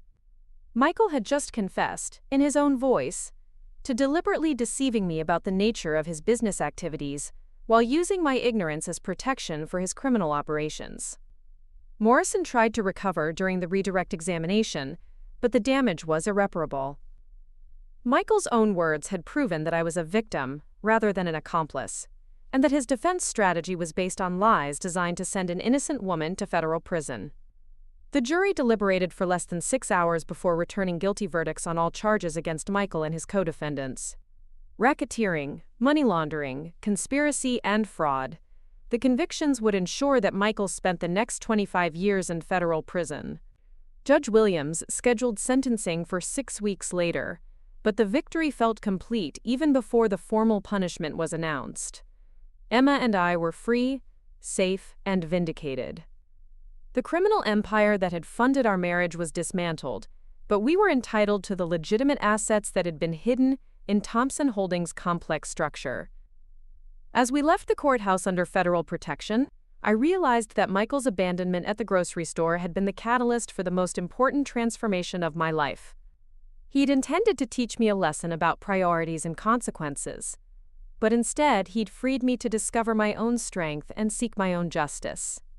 Emma smiled at me as we settled into the secure vehicle that would take us to our new life, and I smiled back with the confidence of a woman who'd faced her worst fears and emerged victorious. We were going to be just fine. 2 years after Michael's conviction, I stood in the kitchen of our new home in Boulder, Colorado, watching 18-month-old Emma take her first independent steps across the hardwood floor. The morning sun streamed through windows that overlooked the Rocky Mountains, and the silence was broken only by Emma's delighted laughter as she discovered the freedom of walking without holding onto furniture. Our new life had been built from scratch, funded by the legitimate assets recovered from Thompson Holdings and protected by new identities that allowed us to live openly without fear. I was now Jennifer Walsh, a marketing consultant who specialized in helping small businesses develop ethical growth strategies. Emma was Emma Walsh, a toddler whose father's criminal history existed only in sealed federal records that would never impact her future. The federal government had been more generous than I'd expected in the asset recovery process. After Thompson Holdings was liquidated and the criminal proceeds were forfeited, the court determined that nearly $12 million represented legitimate business profits that belonged to me as Michael's spouse. Combined with the restitution ordered as part of his sentencing, Emma and I had enough financial security to build any kind of life we wanted. But more importantly, we had something that money couldn't buy: peace. The constant tension that had characterized my marriage, the fear of making wrong decisions or disappointing someone whose approval seemed impossible to earn, had been replaced by the quiet confidence that came from trusting my own judgment. My phone rang, displaying a number I recognized as Agent Kim's secure line. Even 2 years later, he checked on us regularly to ensure our continued safety and to update us on developments in related cases.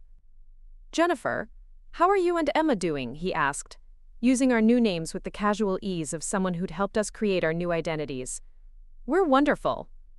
Emma's walking now, and I just landed a consulting contract with a nonprofit that provides business development services to women escaping domestic violence." "That sounds perfect for you. I actually called with some news about Michael's case that I thought you'd want to hear." Agent Kim explained that Michael had been transferred to a maximum security federal facility in Pennsylvania after being caught attempting to coordinate criminal activities from prison.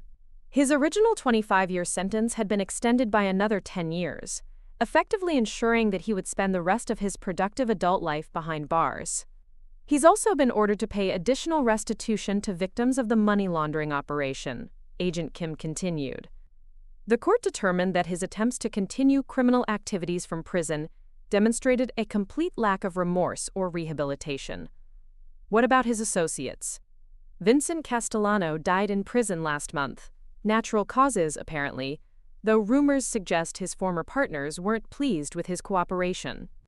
The other defendants are serving sentences ranging from 15 to 30 years. The entire organization has been dismantled. As Agent Kim spoke, Emma wandered over and pulled herself up onto my lap, babbling in the mixed syllables that were slowly forming into recognizable words.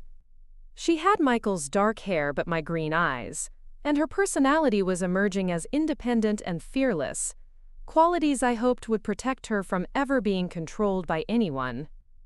"Agent Kim, I've been thinking about something," I said, settling Emma more comfortably against my chest. "I want to start speaking publicly about financial abuse and how organized crime affects families. I think my story could help other women recognize the warning signs." "That's admirable, but are you sure it's safe? Even with new identities, public speaking could potentially expose your location." "Emma and I can't live in fear forever. And if my experience can help other women escape dangerous situations, Isn't that worth some risk? Agent Kim was quiet for a moment, probably weighing the security implications against the potential benefits of raising awareness about financial abuse and domestic control. Let me talk to some people about how we could structure that kind of public engagement safely, he said finally. There might be ways to share your story without compromising your security. After we hung up, I spent the afternoon playing with Emma in our backyard while thinking about the conversation. For 2 years, I'd focused on building our new life and healing from the trauma of my marriage. But lately, I've been feeling a responsibility to use my experience to help other women who might be trapped in similar situations. The difference between my old life and my new life wasn't just financial security or physical safety. It was the fundamental freedom to make my own choices without fear of consequences from someone who claimed to love me.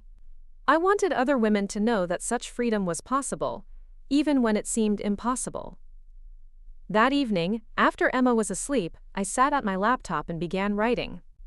The words came slowly at first, then in a rush as I found my voice to describe experiences I'd never fully articulated before. Financial abuse is invisible violence, I wrote.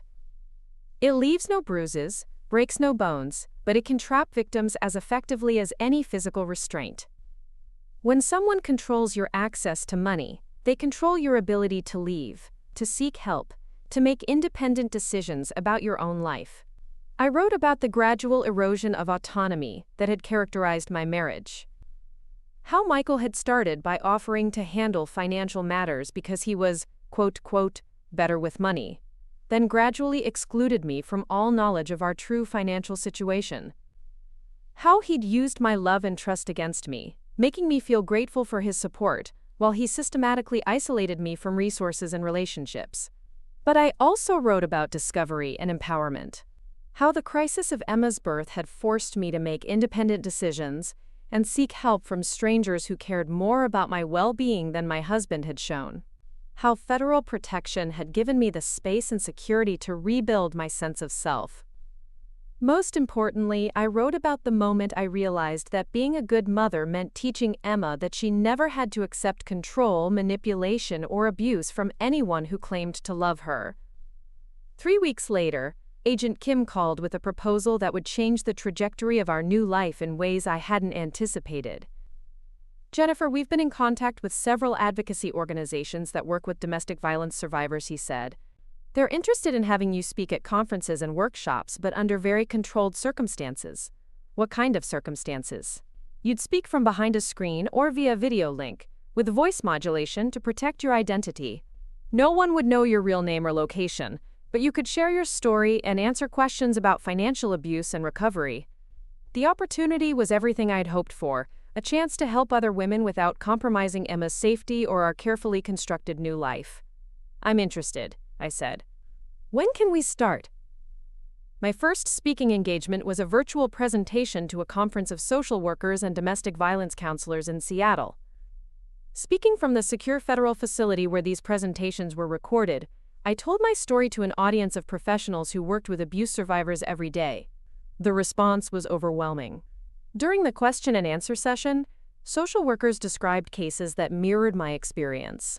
Women whose partners controlled every aspect of their financial lives while presenting themselves as loving providers. Counselors talked about the challenge of helping victims recognize economic abuse when there was no physical violence to identify. The most important thing for people to understand, I told the audience, is that financial abuse is often a precursor to other forms of control and violence.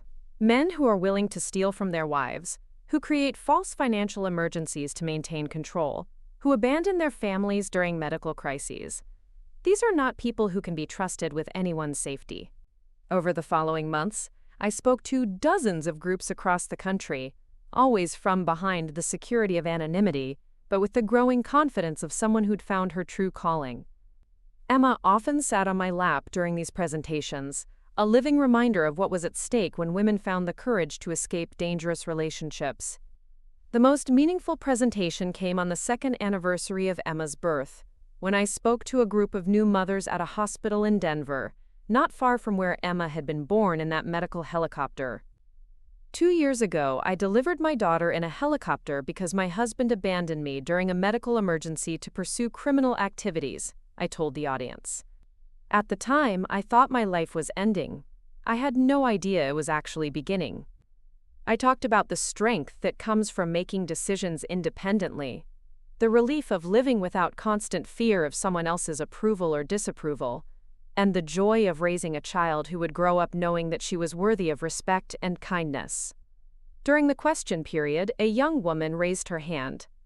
How do you know when financial control crosses the line into abuse? My boyfriend handles all our money because he says he's better at it, but sometimes I feel like I don't know what's happening with our finances. Trust your instincts, I said immediately.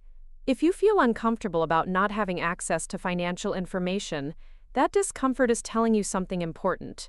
In healthy relationships, both partners have equal access to information about their shared resources.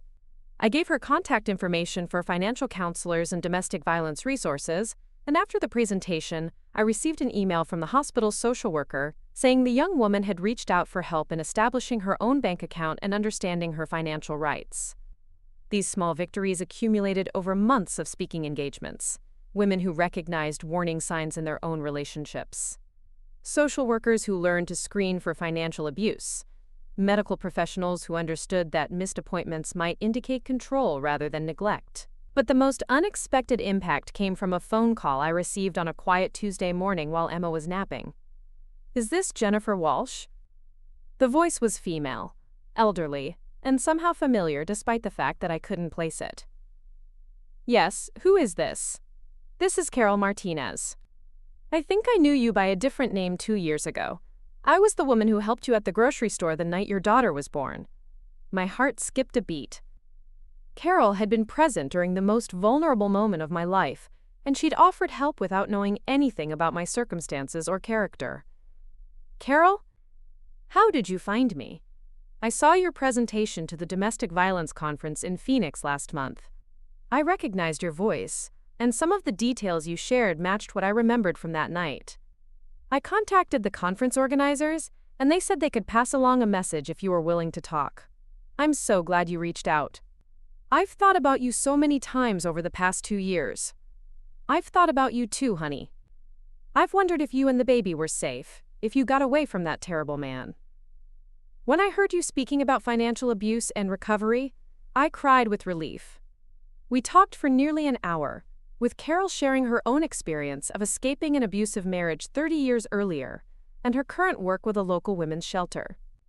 She'd recognized the signs of domestic abuse that night at the grocery store, and she'd followed up with the hospital to make sure Emma and I had received proper care. Carol, you saved our lives that night, I said.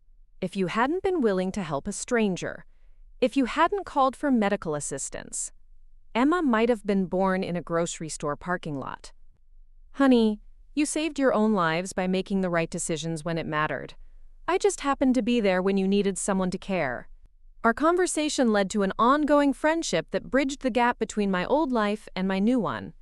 Carol became the grandmother figure Emma had never had, and she provided a connection to the community of women who'd supported my escape from Michael's control.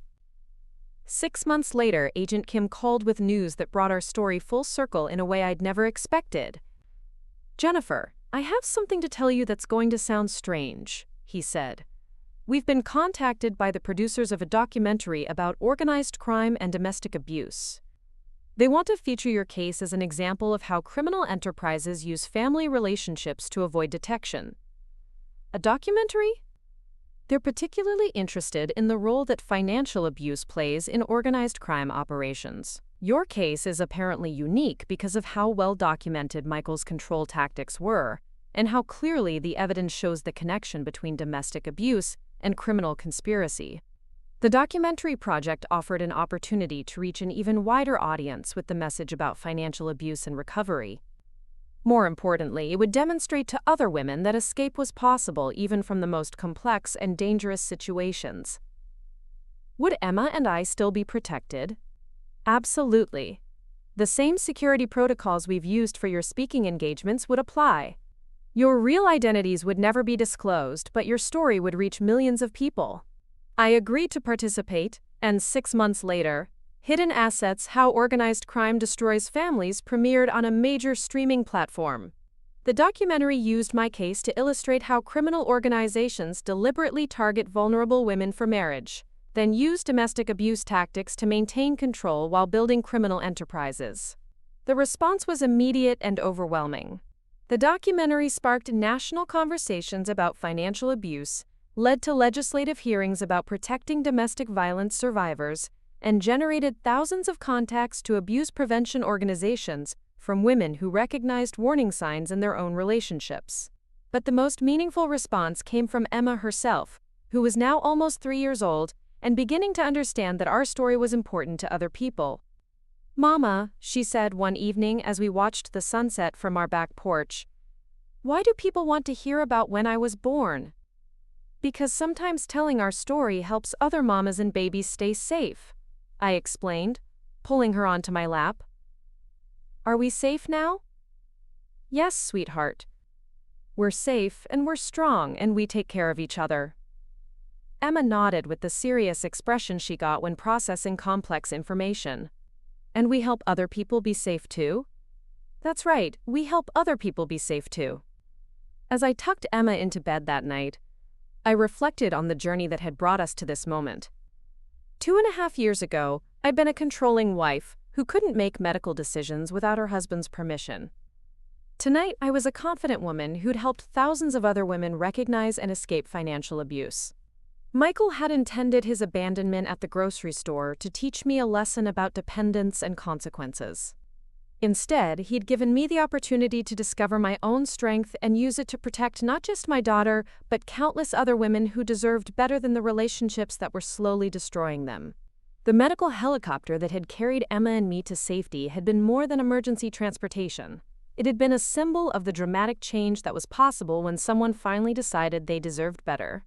And the keys to our new life hadn't been handed to us by anyone else. We'd earned them through courage, determination, and the willingness to trust that tomorrow could be different from yesterday. As I closed Emma's bedroom door and settled into my own evening routine, I realized that our story wasn't really about the criminal husband who'd betrayed us, or the federal agents who'd protected us.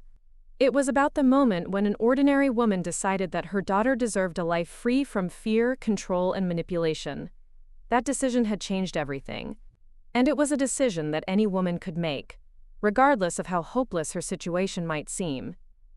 Outside our windows, the Colorado mountains stood silhouetted against the starlit sky, permanent and protective barriers that reminded me every night that some things in life were strong enough to endure any storm. Emma and I had become like those mountains, unshakable in our commitment to each other and to the truth that every person deserves love without control, support without manipulation, and safety without compromise. Tomorrow would bring new opportunities to share that truth with women who needed to hear it. And Emma would grow up knowing that her mother had transformed their worst nightmare into a force for positive change in the world. That night, as I had every night since our escape, I fell asleep grateful for the crisis that had shattered my old life and made space for something infinitely better. Michael's abandonment had been intended as an ending, but it had actually been the beginning of everything good in our lives. And that was a lesson worth sharing with the world. Looking for more? We've got 2 amazing stories ready for you right on screen. If this one touched you, these are absolutely worth your time. Click to watch them now. And hey, subscribe and hit that bell to never miss our latest uploads.